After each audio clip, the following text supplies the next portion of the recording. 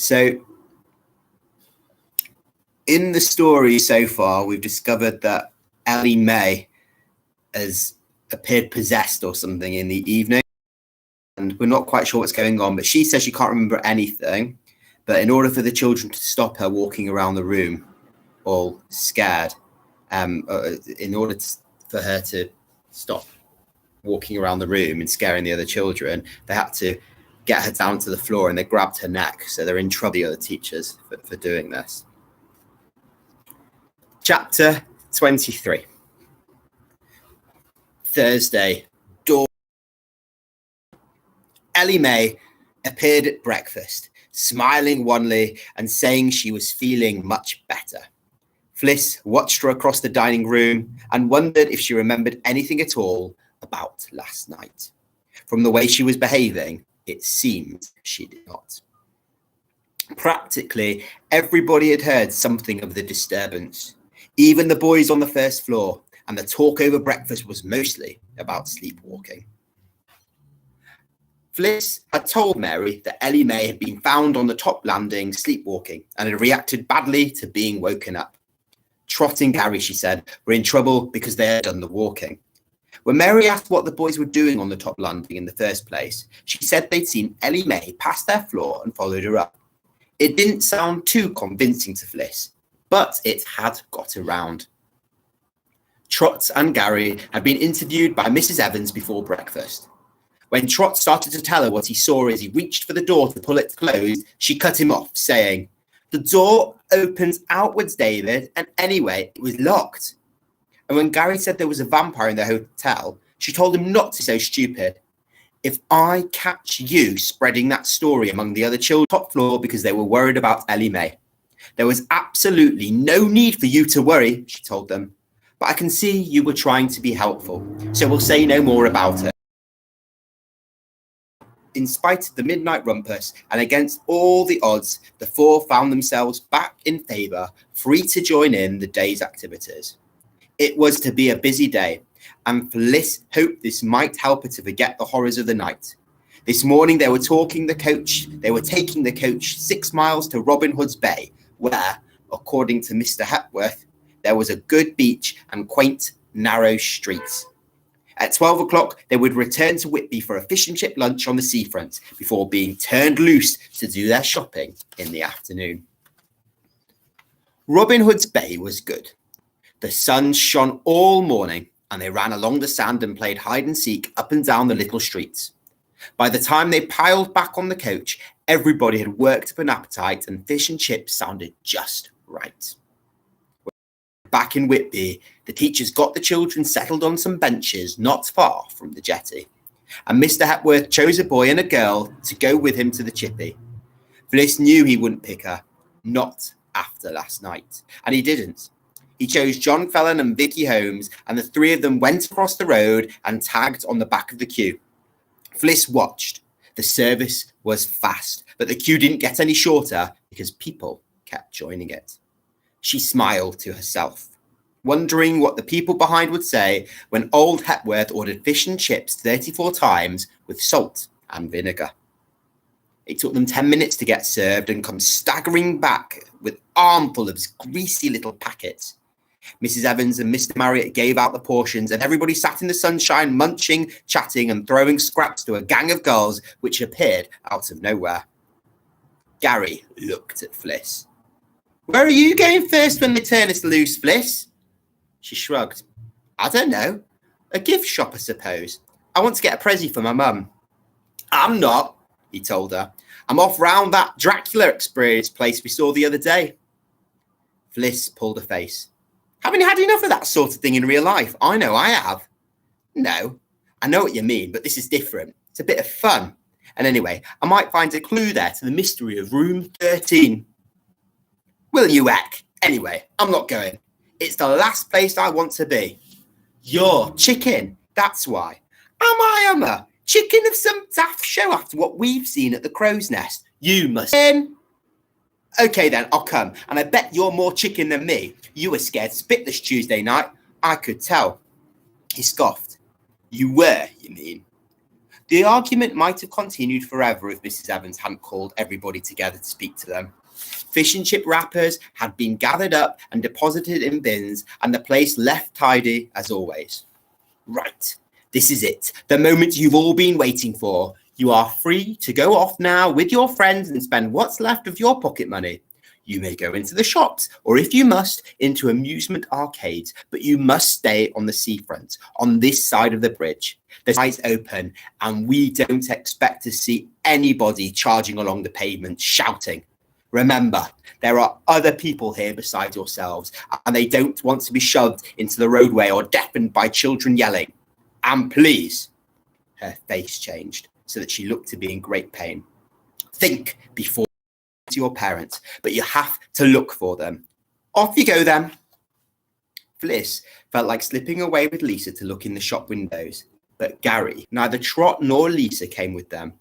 The only ones who agreed to come were Gemma Carlyle and Grant Cooper, who arrived last but offered to break the face of the person who called him a plonker. They paid him their 50 pences and went in. The first bit was a sort of shop with mugs, T-shirts and badges for sale. Huh? Snorted Gary. Don't call this scary. He bought a badge with a bat on it, and they moved on into a dark tunnel. This is more like it, said Gemma. As she spoke, there was a blood-curdling squeak, and something brushed Fliss's cheek. She ducked away with a cry, and Grant and Gary laughed at her. They were wading through some sort of smoke or vapour which swirled low down, hiding their feet. A hand came out of the darkness. Shrinking from it, she walked right into another, which grabbed her at her throat. She recoiled and started walking faster, wanting only to get to the end of the tunnel and out into the sunlight. But now the floor was moving, and she had to walk. She rushed along, her hair and face brushed by unseen things. Through her eye corners she glimpsed spiders and graves and the toothy grins of skeletons. She pushed. It swung open. No sunlight. No. Darkness and a standing corpse whose head fell off as she watched. She swerved and rushed past with her head down, and here was another corpse blocking the way. She swerved again, and it stuck out a pale, bony hand. Sudden anger rose in her against this ridiculous place and her own stupidity in coming here. Teeth bared, she struck at the hand, but it caught her wrist, and the corpse whispered, "Wait, I have to talk to you." She screamed, snatching back her hand. The corpse made a small distressed sound like the mew of a kitten, and in that instant, Fliss recognised it. It wasn't a corpse, it was the old nobody. The old woman took her wrist again, gently this time, and led her through a gap in the tunnel wall.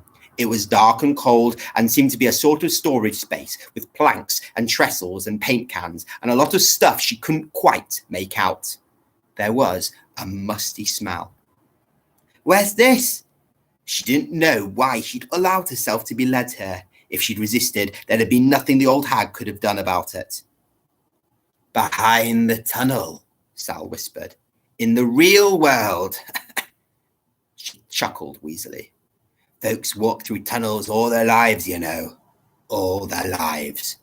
Gawping in through lighted windows, thinking what they see's real, but it's not." She laughed. "No, it's not. They're in a tunnel, see, looking at a show. And all the time, the real world's just inches away through the wall. And now and then, just now and then, somebody finds a hole and goes through and sees what's behind it all. And you know what they get called from then on." The old woman paused, and Fliss shook her head. "Mad, that's what. Balmy. They're the ones who know what's really going on, what it's all made of, and they call 'em mad. Lock 'em away, some of them. I suspect they'll come for me one of these days. Do you know what I'm talking about?" Fliss shook her head again in the dark. "No, not really. I'm sorry." She wondered where Gemma was, and Gary and Grant. Out by now, probably. She wanted to be with them. Look, I've got to go. My friends will wonder where I am. Listen then, you've seen something, haven't you, at the crow's nest? Something strange. And there's a sick child. Yes, Fliss murmured. But how did you know? I know, because I lived in that place a long time ago before the Great War. It was Eastview then, not the crow's nest. I went there when I was 10 as a scullery maid. I was a grand house then. It was a grand house then. Turnbull, they called the people who Turnbull, they called the people who had it. Mr. and Mrs. Turnbull and their little daughter, Margaret. It wasn't a hotel, you understand. It was a house, a private residence. You've seen the Abbey, haven't you? Fliss nodded. Yesterday. She wished the woman would come to the point and let her go. If there was a point. There might not be. That was probably one of the signs of madness. It occurred to her that Sal might be dangerous, and she wondered if she'd find her way back to the tunnel if she had to run. Well, the old woman went on, there was a bit more to it when I was your age. A gateway with a little house. Children get well away from that gateway after dark. I can tell you, grown-ups too. Come to that. That's where he was. See? Who? Him. That's in the crow's nest now. Who's in the crow's nest? Who is he? I think you know. Anyway, that's where he was. Old gatehouse. Folks who knew steered clear. Strangers didn't. Not always. Now and then someone would vanish. Drowned, we'd say. Fell over the cliff in the dark. We knew better. Anyway, it come 1914 and the Great War.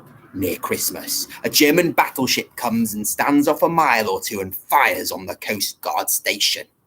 Some of the shells hit the Abbey. One gets the gateway and demolishes the little house. Doesn't demolish him, though, because there's only one way to do that. And you know what that is? Anyhow, he's lost his place, and so there he is, in the middle of the night, seeking another.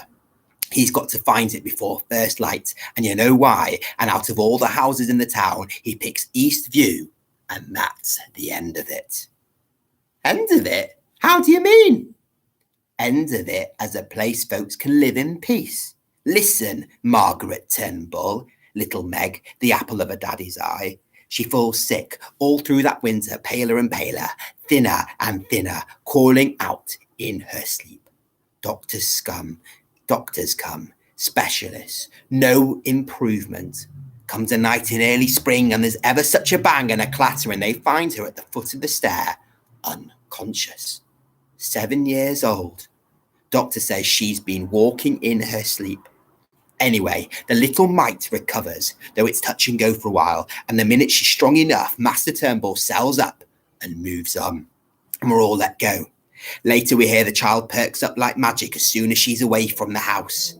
And after that, the place stands empty and folks steer clear. Same as they used to be with the gatehouse.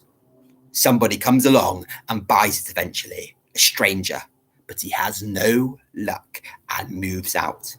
Place has kept changing hands ever since. Soldiers were billeted there in the last war and one disappeared. Deserted, says the authorities, or drowned, we say. But it's neither. And now he's got Barnes, a fresh lot, practically every week. He'll be laughing, and it's you who's got to stop his laughter, miss. Me? Fliss peered at old Sal in the gloom. Why me? And anyway, how? Why you? The old woman poked a bony finger into her middle. Because you had the dream, that's why. You know, the gate of 8, the keep of sleep, the room of doom and the bed of dread. Remember? Fliss nodded, shivering. Yes, her voice was a croak. But how? How do I know? I told you, I can go through the wall. I can leave the tunnel, see what's really what, and as for how, you'll be told. Don't ask me who'll tell you, because I couldn't explain, just like you can't explain any of this to your teachers, but believe me, you'll be told. And if you refuse to do it, if you don't do what has to be done, your little friend is doomed, together with those who went before her and all who will follow. doomed to wander the earth forever. Do you understand what I'm saying, Felicity? You know my name? Oh, yes, Felicity. It means happiness. Did you know that? No, I didn't. Well, that's what it means. And if you can be very brave tonight, you'll let happiness back into that sad house and into the hearts of more people than you know. Will you do it, Felicity? Fliss hesitated. The old woman's words were whirling around inside her head. Strange words, a mad woman's words. Yes, Sal Hagalith was mad all right, no doubt about it, completely out of a tree. And yet she knew so many things, the dream, all that stuff in the crow's nest, her name and what it meant. She nodded, biting her lip. Yes. Good. A frail hand fell on her shoulder and squeezed. You'll succeed, Felicity. I know you will. Off you go now. Your friends are worrying. Fliss allowed old Sal to take her hand and steer her back to the hole in the wall. 2 people passed by, laughing to show they weren't scared. Sal waited till they'd gone by, then whispered, Follow them. They're on their way out. Fliss felt a gentle push in the small of her back. She followed the laughing pair, and when she looked round a moment later, there was nothing to be seen. We'll read chapter 24 tomorrow, and I will put on YouTube the time that we're reading it. For now, stay safe. I hope you're all enjoying for now your time with your families, and I will speak to you all later. And feel free to message me on DB Primary if you want to know anything else. Goodbye. It's been fun. Thank you.